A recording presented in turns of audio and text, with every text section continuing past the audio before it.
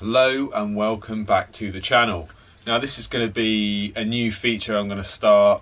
It's a tech roundup and I'm going to cluster together some kind of interesting releases that happen whenever they happen and give some proper critical analysis in terms of engineering. Basically in road, maybe some mountain bike stuff if it's interesting, but there's so much stuff coming out of mountain bikes all the time. There's lots of these kind of tech roundup shows on YouTube that are available, but I haven't found one that yet that actually gives an opinion or gives any critical analysis in terms of like engineering and product design. They just tend to just be paid advertisements from the brands.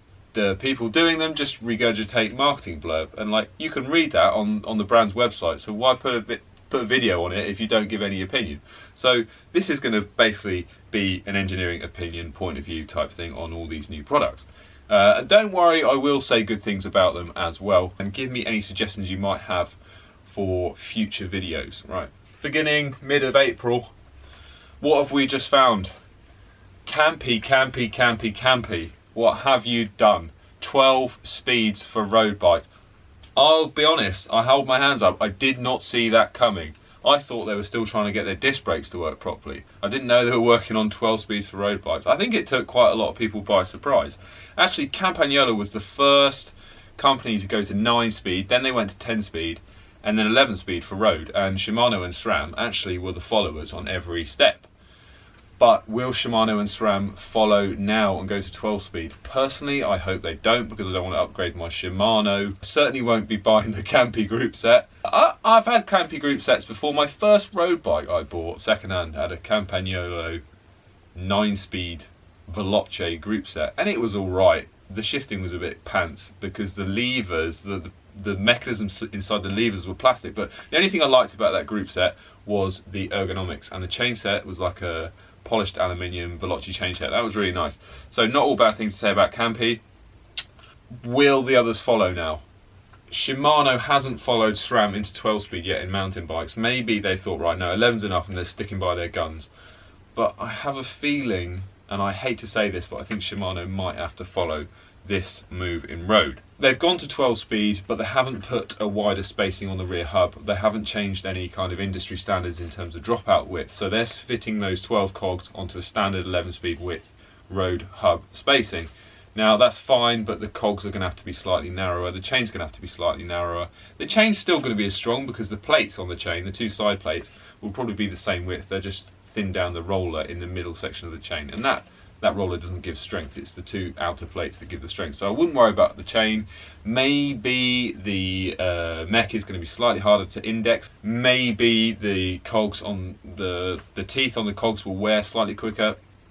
I don't know. Personally, I've never had a problem with 11 speeds.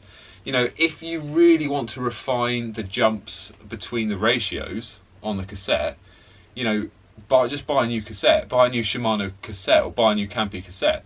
That's a lot cheaper than buying a whole new group set. Anyway, I don't think, first of all, I just don't think 12 speed is necessary. Obviously in mountain biking, 12 speed is nice because in mountain biking, the one by application, I think is much nicer in mountain biking. It has a more kind of universal attraction in mountain biking because it declutters the bike, it makes it more simple, it makes it more robust. And I don't know, the jumps in cadence in mountain biking don't seem to be too important. And I like the 1x12 SRAM application in mountain biking. I don't think it's needed in road. Basically, riding a really flat course, just change the cassette. So you've got 11 through to 25. If you're riding a hilly course, put 1132 on. That's a lot cheaper. Having two cassettes is a lot cheaper than replacing a whole group set. And I don't think anyone's complained about the jumps between the gear ratios on a 2x11 ever. First of all, that struck me is that the mechanical brakes from the Record and Super Record, they just look a bit cheap. They look a bit thin and flexy. They don't look like something that's just been released the week after the kind of bottom level 105, you know, holy grail benchmark stalwart Shimano was released. They had some balls to release those brakes just after the new 105 group came out because they just don't look a patch on Shimano. They look a bit cheap, the finish looks a bit rough. You know, if you look at the pictures of them, there are some areas on the brake arms just above the brake pads where the wall thickness there is quite thin. I can't imagine them being that stiff, those brakes. The rear mechs, well, I remember when you could get, you know, a Super Record rear mech with a really nice carbon body. It wasn't necessarily it wasn't necessary that it was carbon, but it looked really nice. And now they've got this, even on the Super Record, they've got this really cheap looking plastic. It's all it is. It's just plastic injected or reinforced with some, they're calling them long fibre carbon strands, but essentially it's just injection moulded with a bit of carbon thrown in. And to me, the appearance looks cheap.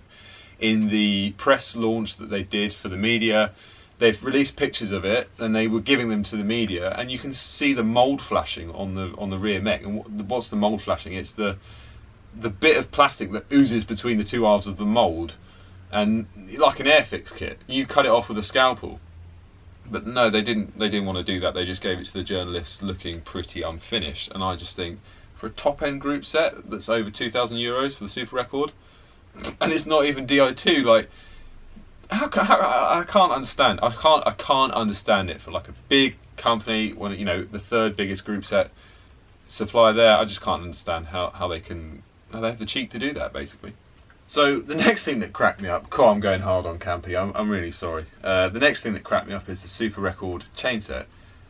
I don't really like the raw carbon finish, but it's personal preference. Some people are going to love that. Some people just think more carbon the better, more carbon the better. But the thing that really cracked me up was the brace at the top of the chainring, where they're claiming that it's, you know, it's between the two arms of the Spider on the crank, and it goes kind of around where the top segment of the chainring arc is, and they're claiming that's going to help stiffen the chainring. Now, unless it's rigidly connected to the chainring, like bolted or riveted around that top section, it's going to do nothing. It's not going to do anything. If the bending force from the chain, when the chain is like cross chaining on that top chainring, it's going to try and pull the chainring. That's what happens. That's why chainrings need to be stiff. So when the chain is running at a slight angle and there's tension in the chain, it tries to bend the chainring. And this is why, I've got my little prop here, this is why on Shimano cranks we have this hollow structure and this big triangulation, this big bit of thickness around the edge. That gives the chainring a lot of stiffness in bending. So what Campy have just done is they've taken a flat plate, which is not very stiff in bending at all, and they've put this brace on the Spider, and they're saying that's going to stiffen up. Now, unless it's like bonded, epoxied, or riveted or bolted to that top section of the chainring, it's going to do nothing. And in my eyes, I think there's even a photo somewhere of it, like when it's all bolted together, it's not even touching. So how's it going to break? How's it going to brace? I just think, like, oh man, who are they trying to fool? Like, well, yeah, there's lots of people that are going to buy it, but it's not going to do anything if it's not stuck down properly. And I don't think it is, because how are you going to get the chainrings off and replace them? Okay, so that's just horrible. I'd rather have the Record one without that brace, because I just think it's just art for art's sakes. It's not doing anything.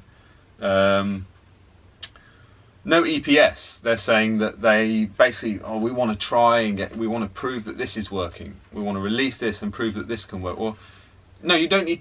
You don't want to prove that's working after you've released it. You surely need to make it work and know that it's confidently going to work. The shifting ratios and the lever pull ratios are all fine before you even release it. So what are they doing? Well, for me, poor old Campy, it's just a lack of resources. They haven't got the money or the time to do both parallel and release Di2, Shimano brainwash, EPS and mechanical at the same time. They're just lacking resources. So that's the reason. I don't believe it's like, we want to establish this, make sure it works. Well, no, because we're not beta testers. Like, if someone's buying it for €2,000, it fucking better work.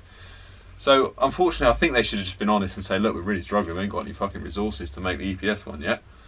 Right, the cassette. The other thing I've got about the cassette, right, they're doing a 29 tooth max and a 32.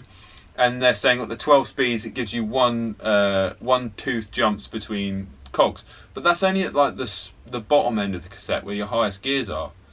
And for me personally, I would like, if I'm going 12 speed, to have the refinement on the climbing gears, where it's more difficult. Like when you're really struggling on a climb, you want to really, if you're given the option, you want to have the refinement there so you can closely match your cadence. Like when you're bombing along at 55, 60 kilometers an hour down a hill, do you really care what your cadence is if it's 90 or 95? I prefer to have the assistance in the climbing gears. And what I mean, I don't know if you can see this little diagram, is the new Campy mechs look like this with 12 speeds, and I prefer them to look like this. So you've got the refinement here. As you can see here, the height, this is like a cross section through the cassette. The profile's dropping away very quickly here, and personally I prefer it like that, but that's personal preference. Also, they have got the disc group set as well. I've personally used the Campy hydraulic brakes before, and I didn't like them. The pads never retracted fully, even when we bled them a couple of times. When they got hot, the pads somehow came in and started rubbing the disc, like not so you would slow down, but you could hear it. It was just quite annoying, and they just look a bit cheap. Like they just look like some old Hope mountain bike brakes from the bloody 90s or something. And the hoods on the hydraulic group are huge. Like just when Shimano released their kind of bottom tier disc group set, the 105, and they've pretty much matched the hoods on the Dura Ace and the mechanical as well. Like the hood sizes are so similar from Ultegra mechanical, Ultegra hydro, Dura Ace hydro, Dura Ace mechanical. They've really nailed it with the hood sizing because of basically the master cylinder and the fluid reservoir is in that hood. They've managed it. Campy, if you look at the height of these hoods for their hydro group, it's awful. Well, it's not. Who am I to have a go at them? I haven't done it, but it's not good. It's not as good as Shimano. I think the hoods are too big. And the final thing is these group sets are really expensive. Okay, Campy has always been like the luxurious, well not the luxurious, but the exotic choice, and it's always been expensive, but it's still expensive. And I don't know. Do you think it's worth it? Let me know in the comments. What are your opinions about Campy in general? Do you think they're going in the right direction, or do you think they should keep what they've got and refine it a bit better, bring the price down? That's my personal opinion. But credit to them, they've done something different. They've done something bold, whether it was needed or not. Who knew? Well, I mean, Shimano Di2 wasn't needed when that came out. Everyone's got that now, and everyone loves it. Who has it? But will Shimano follow? Will Shimano do 12 speed? Let me know what you think. Next thing, the 105. What did the 105? The 105, the new group set, the whole entire group set, including disc brakes, came out just before, maybe a week before the Campy announcement. And I have to say, I think that's going to be the best group set of this kind of group set generation. Until 4 or 5 years we get the next 105. It's going to sell better than Ultegra. It looks the same as Ultegra, it's marginally heavier. We know that the shifting is going to be the same as Dura Ace, because we've had all this spiel from Shimano about how the mechanisms and the lever ratios and everything are exactly the same, but the weight is different because the production methods and materials. So if you're not too bothered about the weight, and let's face it, disc group set's always going to be a bit heavier, then this 105 is absolutely on the money. It's the best value as well, group set going. And to have those hoods now, whereas before we had the big phallus type hoods on the 105 series things, for the hydro discs, they're gone. We've now got proper ones that just look like Ultegra or Dura Ace, and yeah, they're a bit heavier. But for me, the 105 disc group set, don't care if it's not Di2. I mean, you know, this is made to a price. It's 105. It's the best group set. It's the best product that's been released all year, and it's gone quietly. Like the last couple of weeks, it's gone like, yeah, it came out and everyone's like, yeah, good 105. But that's what we come to expect of Shimano. We come to expect like bloody high quality that doesn't knock anyone off their pedestal, because you know that's the reputation they've built. They've got a good quality product, and it's not a surprise to people when they release another amazing product. Yeah, I might be a Shimano fanboy, but I really like the new 105. I hope the factory didn't burn down and they can still make it quick enough to get them on bikes, because I knew, like end of last year, they had some real supply issues with getting Ultegra out quick enough. So fingers crossed for 105.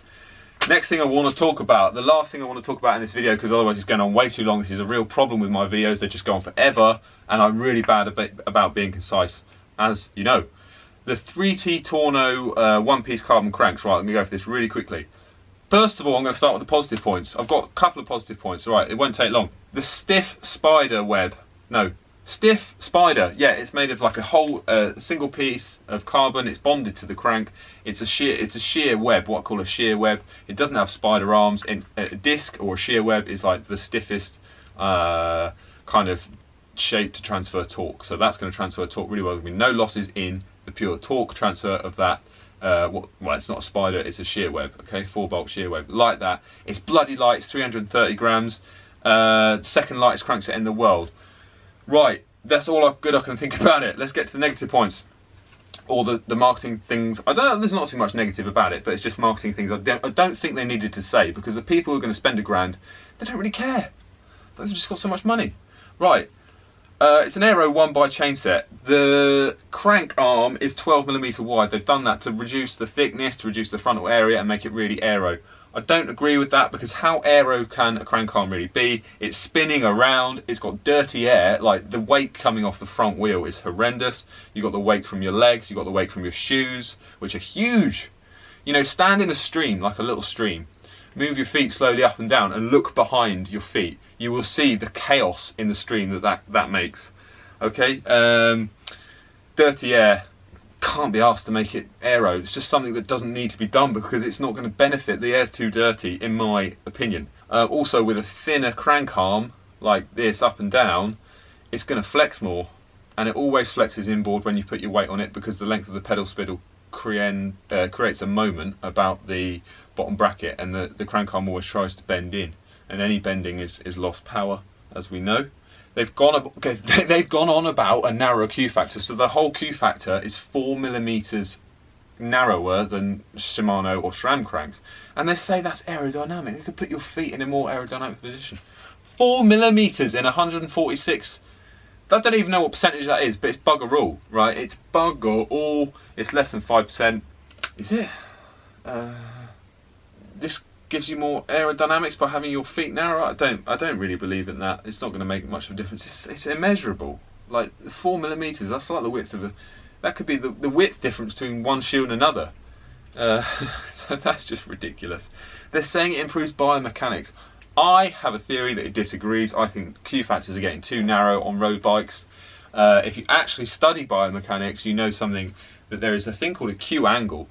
Is the angle of a line drawn between the length of the femur and the vertical reaction force you get from the ground that is coming up from the ground when you're standing on it, or coming up from a pedal. There's a vertical reaction force, and the Q angle is the angle that the femur is from the kneecap up into the socket of the pelvis. And in women, this angle is bigger. So because women have wider hips, this angle is bigger. Now, if you make the Q factor really, really narrow, the reaction force from the ground and the downward force from the center of the femur is farther apart. And in women this is worse. So then you've got a moment, you've got a force imbalance. And having a really narrow Q factor is going to have to recruit other muscles to stabilize that force imbalance. Whether it's going to be the glutes or the hamstrings or the quad on the upstroke, there's always going to be a force imbalance. And I'd like Q factors to come out. If you stand, like if you kind of waddle around like this, and then just look down at your feet, get a tape measure and measure your Q factor, plus 2 times the length of the pedal spindle to the middle of the pedal, that should be your natural Q factor. And I think bikes are too narrow. Mountain bikes, okay, they're pretty close, but I've measured mine and it's too narrow. Yeah, the biomechanics of femur and pelvis are really complicated, because the femur, first of all, does not come down straight. It has this thing called a Q angle, and then the hip socket, also the top of the femur is offset from the hip socket. And to assume that a narrow Q factor is better for aerodynamics, I don't think it is, because it creates force imbalance. We're nearly there. Yeah, the price, over €1,000. For €1,000, I want some sort of power meter. There's no way this chain set can be used with a power meter. There's no way, unless you've got a power tap rear hub. So if you're spending €1,000 on a crank set and you don't have power, it's a no. It's just a no. Like, you can get a double-sided Shimano power meter, same price, less. Ridiculous. It's comical how they get away with developing these things. And also, it's got a weight limit. Well, they're saying this thing is designed for like their gravel or do-it-all bike, I can't remember what, Explorer or whatever it is. So it's one by setup. So it's going to have like gravel tyres. It's going to have disc brakes. The bike's going to be quite heavy. It's probably going to have some kind of less athletic guy sat on it, or girl, maybe likes to drink lots of craft beer and coffee and cake and do bike packing for 20 kilometres. Like, put a fucking rucksack on the back and go 20 kilometres to a shop, have a cake and come home. So it's going to be heavy, but there's a 110 kilo weight limit on the bike, on the cranks. So if you take into account that I'm 90 nearly kilos, the bike could weigh 10 kilos, and I'm going to put some stuff on it, like even I couldn't really ride it. And for €1,000 euros, I want to be able to ride it. €1,000, they should be making me a fucking custom one, which is really strong.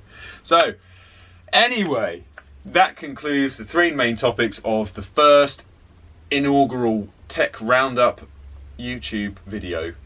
Any suggestions, get in the comments, let me know. Any other products I've missed that you think are interesting. As you can see, I waffle on about anything, so unless it's really interesting, I wouldn't write it down because it'll just turn people right off. So yeah, do you like this kind of format? Let me know if it's something I should do in the future, cluster some more ideas together. Cheers. Also, if you like it, press the like button and subscribe.